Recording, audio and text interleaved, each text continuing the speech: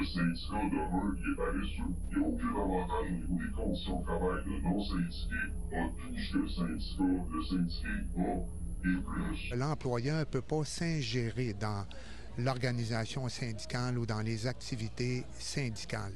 Ceci dit, l'employeur a la liberté de s'exprimer, mais il doit le faire dans le respect du droit d'association des salariés. Il y a différents recours que notre service juridique de la CSN est en train d'étudier. Il y a des recours pour entrave. Le tout premier extrait qu'on vient d'entendre, c'est l'extrait d'un enregistrement d'une réunion de cadres de l'entreprise Renaud-Bré.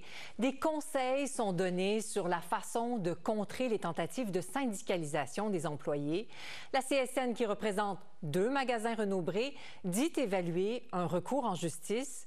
Avec nous, pour analyser ces consignes, Gérald Larose. Il est ancien président de la CSN de 1983 à 1999. Monsieur Larose, bonsoir. Bonsoir, Mme Desmorin. Dans la présentation de 35 minutes, là, on entend un membre de la direction, entre autres, qualifier le syndicat de paresseux, qui cherche à faire des gains. Est-ce que ce genre de commentaire-là vous a surpris?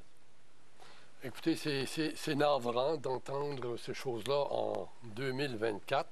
Navrant, Surtout... mais surprenant ou pas?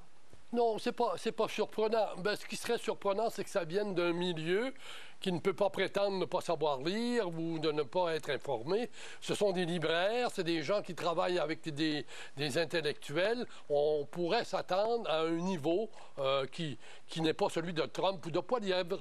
Avoir des préjugés comme ça, traiter les gens de paresseux, dire que les organisations syndicales sont là pour le cash, etc., franchement, c'est navrant. Alors, c'est pas surprenant, mais c'est inacceptable qu'en 2024, le droit d'association, qui est fortement balisé, soit dit en passant, par le Code du travail, ne soit pas automatiquement reconnu.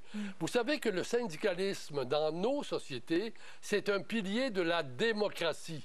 C'est grâce au syndicalisme, particulièrement au Québec, où la répartition de la richesse s'est mieux faite dans nos sociétés. Le Québec est encore le territoire en Amérique du Nord où les écarts de richesse sont les moindres, particulièrement parce qu'il y a un taux de syndicalisation qui est acceptable. En plus, c'est un acteur social, c'est un acteur du débat public et vouloir le contrer à la base même, c'est-à-dire dans son droit d'association, c'est carrément inacceptable. Monsieur Larose, vous dites que ça permet d'atténuer des disparités sociales, des écarts de richesse.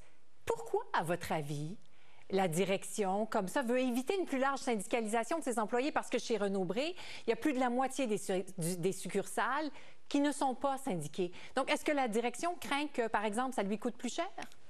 Peut-être même pas. Souvent, la syndicalisation, c'est un rapport qui remet en question la structure de pouvoir à l'intérieur de l'organisation.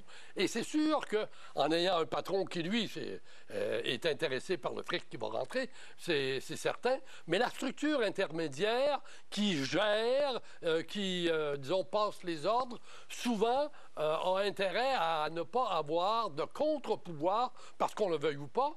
Le syndicat dans un établissement, c'est un agent qui régularise les rapports de pouvoir. Alors, quand il n'y a pas ce genre d'agent-là, je dirais la structure intermédiaire de pouvoir, notamment les petits patrons, aiment bien pouvoir exercer leur rôle à l'endroit des salariés. Alors, souvent, ce n'est pas d'abord la question économique, mais c'est beaucoup la relation de pouvoir. Donc, ça peut être agaçant pour des patrons.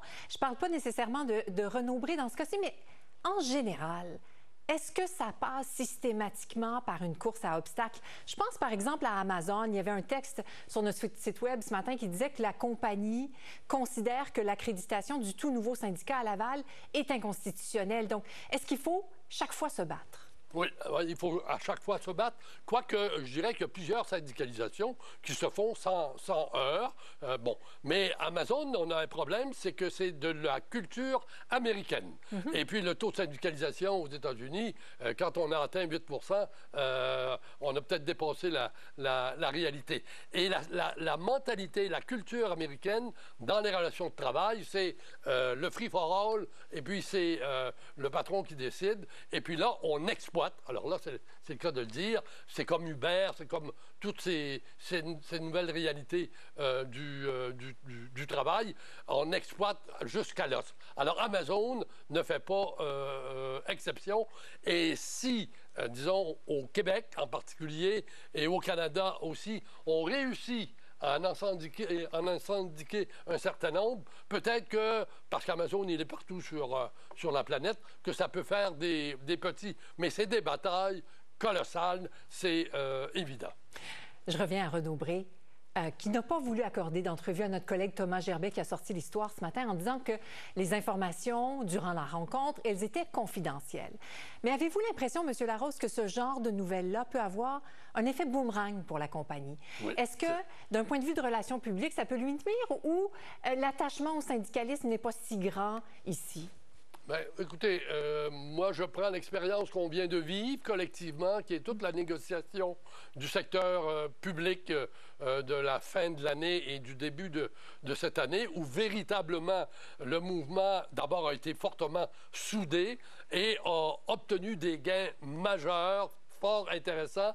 En même temps, c'était marqué au coin de la défense et promotion des services publics en éducation, aussi en santé, mais globalement dans la fonction publique. Moi, je pense que l'appui de la population au mouvement syndical au Québec demeure très fort. Et puis, le jeu que joue honteusement Renaud Bré peut lui coûter à tout le moins, il y a un aura qui sera un peu diminué. Et j'avoue que pourtant, c'est une entreprise qui, normalement, j'allais dire, a un aura qui est valable. On parle de notre culture, là, notamment chez Renaud Bré, des livres qui font la promotion de notre culture. C'est entre autres ce qu'on vend chez Renaud Bré. Là. Ben oui, exactement. Et il me semble qu'ils n'ont pas réfléchi longtemps avant de faire une bourde semblable qui ne souhaitait pas qu'elle sorte, mais qui est sortie. C'était pas voulu. À mon avis, ça traduit aussi quand même une certaine mentalité paternaliste dans l'organisation, ce qu'on a su par ailleurs dans d'autres circonstances. Gérald Larose, merci beaucoup. Bonne soirée. Au revoir.